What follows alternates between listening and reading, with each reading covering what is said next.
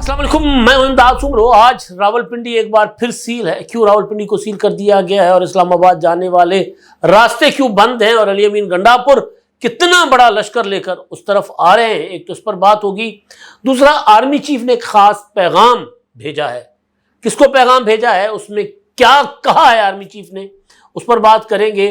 और फिर मामला हसन नसरुल्लाह साहब का, उसका भी जिक्र होगा कि दावा ये किया जा रहा है इसराइल की तरफ से कि बैरूत में हिजबुल्लाह के मरकज़ पर हमला करके हसन नसरुल्लाह को शहीद कर दिया गया है। ईरान क्या कहता है और हिजबुल्लाह के तर्जुमान क्या फरमाते हैं, उस पर बात करेंगे। लेकिन साथ साथ IMF का जिक्र भी ज़रूर होगा, क्योंकि IMF, आर्मी चीफ का पैगाम और रावलपिंडी की सिचुएशन, या पेशावर से, मर्दान से और KPK के दूसरे इलाकों से चलने वाले लश्करों का आर्मी चीफ के पैगाम और IMF के जो सरबराह हैं उनके जो बातचीत है, गुफ्तगू है पाकिस्तान के मुतालिक, उनका बहुत गहरा ताल्लुक है, तो उस पर भी बात करेंगे। लेकिन मुख्तसरन, क्योंकि अगले वीडियो में मैं डिटेल्स उस पर बात करूंगा।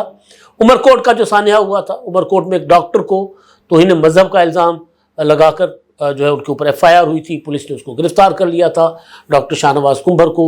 फिर एक झूठे इनकाउंटर में उसको कत्ल कर दिया गया था और फिर उसकी लाश जला दी गई थी, लाश दफनाने नहीं दी गई थी। तो सिंध के लोग निकले और लोगों का दबाव था कि अब FIR जो है वो दर्ज हो चुकी हुई है, क्योंकि हुकूमत ने इन्वेस्टिगेशन करके ये वाज़े कर दिया था कि मुकाबला जाली था। DIG से लेकर निचली सतह तक के अफसरान और फिर वो लोग जो इश्तिहाल दिला रहे थे, जिन्होंने मुजाहरा किया था, जिन्होंने फतवे जारी किए थे, उनको भी FIR में नामजद कर दिया गया। तो अगली वीडियो में उस पर डिटेल से बात करूंगा। अभी सिर्फ इतना बताना था कि जी कल वो FIR हो गई है। DIG लेवल के अफसर जावेद जिस्कानी और बाकी पूरी की पूरी पुलिस की जो हायरार्की है उनके ऊपर FIR हो गई है और FIR में मुद्दई बने हैं डॉक्टर शाहनवाज के बहनोई। अच्छा जी, अब आगे जो मामला है रावलपिंडी का, आज बड़ा हसास हुआ है। रावलपिंडी में इमरान खान ने और तहरीक इंसाफ ने एक एहतजाज की कॉल दी थी। पहले तो जलसा था कि जी जलसा होगा लियाकत बाग में या उसके पास भाटा चौक, मेरा ख्याल कहलाता है, वहाँ पर इंतजामिया ने इजाज़त नहीं दी। तो इमरान खान ने 2 रोज़ पहले कहा था कि एहतजाज करें, जलसा नहीं करेंगे। अच्छा, अब एहतजाज के लिए भी अगर एहतजाज है तो फिर खैबर पख्तूनख्वा से लोगों को क्यों ला रहे हैं? जलसे के लिए तो ज़्यादा लोग चाहिए होते हैं। एहतजाज में जो जहाँ घर से निकले प्रोटेस्ट करे, एहतजाज करे, नहीं, एहतजाज होगा लियाकत बाग में और खैबर पख्तूनख्वा से अली अमीन गंडापुर लश्कर लेकर आएंगे। अली अमीन गंडापुर जब आखिरी बार लश्कर लेकर लाहौर आए थे और जलसे में नहीं पहुंच सके थे, तो उस वक्त भी उनके साथ, ज़ाहिर है तो वज़ीर आला हैं, उनके साथ मुसल्लह सिक्योरिटी होती है। दूसरा, KPK से आने वाले लोगों की वीडियोज़ जो उन्होंने खुद जारी की थी, उनकी गाड़ियों पर असला नज़र आ रहा था कि हम लाहौर जा रहे हैं और असले के साथ जा रहे हैं। तो ये एहतजाज और जिस तरह की जो अली अमीन गंडापुर आज धमकियाँ दे रहे थे, ज़ाहिर है मुझे शायद पहुँचे लियाकत बाग, लाहौर तो नहीं पहुँच पाए थे, हो सकता है लियाकत बाग पहुँचे। लेकिन मैं थोड़ा सा आपको पीछे लेकर जाता हूँ। ये इमरान खान अपने आप को महमूद गजनवी समझते हैं। जब 2018 के इलेक्शन से पहले वो सिंध में एक जलसा कर रहे थे तो उन्होंने कहा कि जी मैं बार बार महमूद गजनवी की तरह सिंध पर हमला करूंगा और सिंध के लोगों को भी इस निज़ाम से आज़ादी दिलाऊंगा, वासिफ जरदारी और सिस्टम से आज़ादी दिलवाऊंगा, बार बार महमूद गजनवी की तरह हमले करूंगा, ये उनके लफ्ज़ थे। और फिर अगर कोई चंद लोग सोचते भी थे सिंध में कि इमरान खान को वोट दे, तो उन्होंने कहा कि हमने वोट नहीं देना, क्योंकि वहाँ के लोग इन मामला में बड़े सेंसिटिव है। सिंध के लोग, उन्होंने कहा, मतलब एक ये कहना कि जी ये अपना मुर्दा हैं सिंध के लोग, गुलाम हैं सिंध के लोग। तो उस तरह की बातें सुनकर लोगों ने कहा कि यार क्या किस बंदे से पाला पड़ रहा है भाई, जान छुड़ाओ। तो ना उनको 18 में वोट दिया, ना उनको 24 में वोट दिया, ना इमरान खान को 13 में सिंध से वोट पड़ा था। तो बहरहाल वो इमरान खान साहब की एक जहनीत है। वो अगर वो कहें कि मैं महमूद गजनवी की तरह हमले करूंगा, इसका मतलब है कि वो लश्कर कशी करना चाहते हैं। अब भी जो आज हो रहा है, आप देखिए अटक पुल पे, भाई एक सूबे में दूसरे सूबे के लोग आ तो सकते हैं, पुरअमन एहतजाज भी कर सकते हैं, लेकिन अगर धमकियां देकर वजीर आला को कहें कि जी मैं बारात लेकर आ रहा हूं और मैं ये कर दूंगा वो कर दूंगा, तो वो फिर जाहिर है اور پھر ایک ریکارڈ بھی ہو، 9 مئی کا ریکارڈ ہو، 14-15 مارچ کا ریکارڈ ہو، 25 مئی کا ریکارڈ ہو کہ آتے ہیں آگے لگاتے ہیں چلے جاتے ہیں، کوئی پوچھتا نہیں ہے۔ تو یہ جو کچھ عمران خان صاحب کرتے رہے ہیں اس میں سہولت کاری کس کی حاصل رہی ہے عمران خان صاحب کو، وہ بڑا مزیدار قصہ ہے۔ میں بات کروں گا، ہو سکتا ہے ہمارے قابل احترام جج صاحب، ہماری جوڈیشری جو ہے ان کو یہ بات بری لگے، لیکن حقیقت یہ ہے کہ وہ سندھی میں کہتے ہیں مچھی مواڑ تھی وجہ، مگر مچھ بنا دینا کسی کو، وہ عمران خان کو پاکستان کی عدلیہ کی سہولت کاری سے وہ ہوئے۔ ادروائز عمران خان اس طرح نہیں کر سکتے تھے جس طرح وہ کرتے آئے ہیں۔ 2014 کے دھرنے، اس میں بھی عدالتی سہولت کاریاں تھیں۔ اس کے بعد 2016 کو لاک ڈاؤن اسلام آباد، آپ کو یاد ہوگا، لاک ڈاؤن اسلام آباد میں جب عمران خان کو بنی گالا سے اترنے نہیں دیا گیا تھا اور وہاں سے وہ ڈرامے بازیاں کر رہے تھے، ڈنڈ بیٹھک کر رہے تھے، اور اس میں ان کے جو بھانجے آج کل فوج کی تحویل میں ہیں، احسان نیازی، جنہوں نے وردی لہرائی تھی کور کمانڈر کی، تو 9 مئی کو وہ بھی ساتھ تھے اور باقی لوگ بھی ساتھ تھے۔ تو اس وقت بھی ایک لشکر اٹک کے پار کھڑا ہوا تھا اور وہ لشکر لے کر آ رہے تھے وزیر اعلیٰ پرویز خٹک۔ 2014 کو تو لشکر آتے رہے، لیکن اس وقت بھی وہ لشکر کے پی کے سے وزیر اعلیٰ پرویز خٹک لا رہے تھے، اور ادھر سے پنجاب حکومت اور اسلام آباد کی حکومت ریزسٹ کر رہی تھی۔ لاک ڈاؤن، یہ اعلان تھا کہ ہم اسلام آباد کو بند کر دیں گے، جیم کر دیں گے پاکستان کو۔ تو وہ اس وقت بھی عدالت کھوسا، انہوں نے عمران خان کو کہا تھا کہ آپ لے کر آ جائیں پاناما کی درخواست، کیونکہ بیسیکلی تو پاناما کی درخواست گئی تھی عدالت میں، اور رجسٹرار آفس نے کہا تھا کہ یہ کیا فضول سی درخواست لے کر آئے ہو، ردی کی ٹوکری میں پھینک دی تھی۔ تو اس کے بعد لاک ڈاؤن کی کال دی تھی عمران خان صاحب نے۔ تو لاک ڈاؤن کی اس کال کو وہ کامیاب نہیں کر سکے تھے، لیکن عدالت نے عمران خان کو کہا کہ درخواست لے کر آئے، اور پھر نواز شریف کو نااہل کر دیا تھا اسی پاناما کے معاملے میں لے کر، پاناما سے اقامہ نکال کر۔ پھر میں فاسٹ فارورڈ کرتا ہوں، 25 مئی 2022 عمران خان پشاور سے نکلے، اٹک پر پولیس نے روک دیا، رانا ثناءاللہ نے کہا اٹک پار نہیں کرنے دوں گا۔ پھر supreme court of Pakistan, Umar Ata Bandial اور ان کے ہم خیال جج جو تھے اپنا پی ٹی آئی کے انصافین جج جو تھے، انہوں نے کہا کہ عمران خان کو اجازت دیں، اور ایک معاہدہ کروایا تھا، بابر اعوان وغیرہ اس میں گارنٹیر بنے تھے کہ F9 پارک تک آئیں گے یہ لشکر لے کر اور وہاں بیٹھ جائیں گے۔ وہ F9 پارک نہیں گئے، وہ ڈی چوک جا رہے تھے عمران خان صاحب۔ تو راستے میں رانا ثناءاللہ صاحب نے تھوڑا پیچھے ڈی چوک سے پیچھے پیغام بھیجا تھا کہ اب آگے بڑھ کر دکھاؤ، جتنے آنسو گیس کے شیلز ہیں میں سارے کے سارے تم پر ماروں گا۔ دوڑ گئے، بھاگ گئے، وہاں سے اسلامی ٹچ والا جو قاسم سوری اس کو کان میں کہہ رہے تھے، بھاگ گئے وہاں سے۔ لیکن عدالت نے عمران خان کی سہولت کاری کی، وہ ناٹک پار نہیں کر سکتے تھے۔ پھر اب جتنے ایکٹیویٹیز جلسے پی ٹی آئی کرنا چاہتی ہے، اس کے لیے 8 ستمبر عدالت نے کہا کہ آپ کرنے دیں ان کو جلسہ۔ سنگجانی میں جلسہ کیا، نفرت انگیز تقریریں کی علی امین گنڈاپور نے۔ اس کے باوجود 21 ستمبر کا جلسہ لاہور والا، مویشی منڈی مویشیاں کا نا، اس کے لیے بھی عدالت نے اجازت دلوائی۔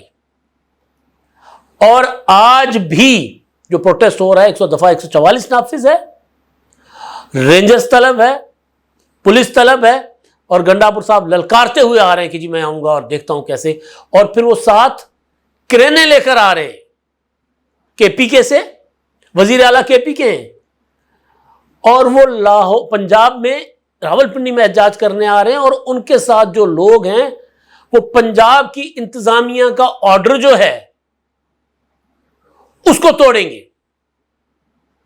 یہ اصل چیز ہے۔ اصل مقصد کیا ہے؟ جو آرمی چیف کا پیغام ہے، جو آئی ایم ایف کے جو اپنا ہے ان کی جو سربراہ ہیں، ان کی جو اسٹیٹمنٹ ہے، ان کا جو آرٹیکل ہے، اور یہ کیا چاہتے ہیں؟ یہ بار بار میں نے اس دن بھی کہا تھا کہ عمران خان صاحب چاہتے ہیں کہ اللہ نہ کرے کہ خیبر پختونخوا کے لوگوں کا احتجاج کے نام پر یا کسی بھی نام پر وہ پنجاب میں داخل ہوتے ہیں تو ان کا جانی نقصان ہو، جس طرح ضلع شاہ کے حادثے کے ساتھ کھیلنے کی عمران خان صاحب نے کوشش کی تھی۔ حملے خود کروائے تھے 9 مئی کو، اور پھر کہا تھا فالس فلیگ آپریشن تھا، اور یہ بھی کہا کہ ہمارے اتنے لوگ مارے گئے۔ اگر فالس فلیگ آپریشن تھا تو آپ کے لوگ کیسے مارے گئے تھے وہاں پر؟ وہ تو فالس فلیگ آپریشن تھا نا. تو آپ کے لوگ کیا کرنے گئے تھے وہاں پر؟ تو یہ ساری چیزیں جو ہیں وہ ایک بیسیکلی عمران خان صاحب ایک انتشار چاہتے ہیں. ورنہ احتجاج ہے تو احتجاج کے لیے کبھی بھی آپ ہسٹری اٹھا کر دیکھ لیں, کبھی بھی احتجاجی مظاہرے کے لیے کسی ایک صوبے سے دوسرے صوبے میں لوگ نہیں جاتے.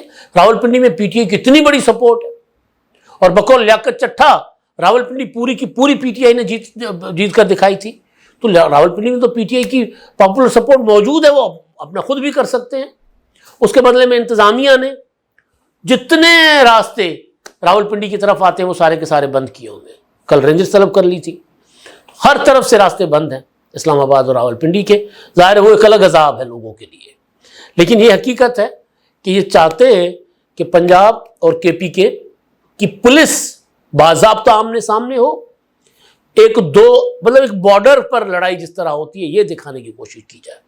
کیونکہ مقصد یہ ہے کہ ہم لوگوں کو, کے پی کے لوگوں کو یہ باور کرائیں کہ دیکھیں آپ کو پاکستان میں جانے کی اجازت ہی نہیں ہے دوسرے علاقوں میں. حالانکہ سب سے زیادہ ہمارے پشتون بھائی بہن بھائی وہ اپنے علاقوں سے مائیگریٹ کر کے سندھ, پنجاب, بلوچستان میں جا کر بسے ہوئے ہیں, اور ان کے درمیان اور مقامی لوگوں کے درمیان, یعنی جو جس شہر میں بھی ہیں ان کے درمیان کوئی بڑا بھید بھاؤ نہیں ہے, کوئی بڑا لڑائی جھگڑا نہیں ہے, بلکہ ہے ہی نہیں. وہ کاروباری لوگ ہیں, کاروبار کرتے ہیں, محنت مزدوری کرتے ہیں. ان کے صوبے میں تو کچھ چھوڑا نہیں ہے 13-14 سال میں, تباہ و برباد کر دیا صوبے کو.